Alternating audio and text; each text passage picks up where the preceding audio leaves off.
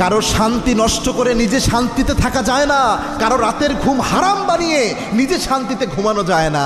এটা পৃথিবীর নিয়ম। আল্লাহ রাব্বুল আলামিন কোনো ব্যক্তির উপর জুলুম করবেন আপনি, আর আপনাকে আল্লাহ সারা জীবন শান্তিতে রাখবেন, ইটস টোটালি ইম্পসিবল। মনে রাখবেন, প্রত্যেকটা জিনিসের একটা ফিডব্যাক রয়েছে।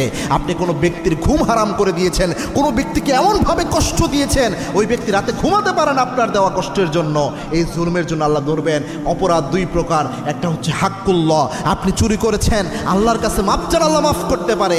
আপনি জেনা করে ফেলেছেন, আল্লাহর কাছে মাপ চান, আল্লাহ মাফ করতে পারে। মুখ দিয়ে অশ্লীল কথা বলে ফেলেছেন, আল্লাহ চাইলে মাফ করতে পারে। কিন্তু কোনো ব্যক্তির সাথে জুলুম করেছেন, ওই ব্যক্তি যতক্ষণ মাফ না করে আল্লাহ মাফ করে না। এবং আজ জুলমু জুলমাতুন ইয়াউমাল কিয়ামা, এই জুলুম আপনার আখিরাতকে অন্ধকার বানিয়ে দিবে।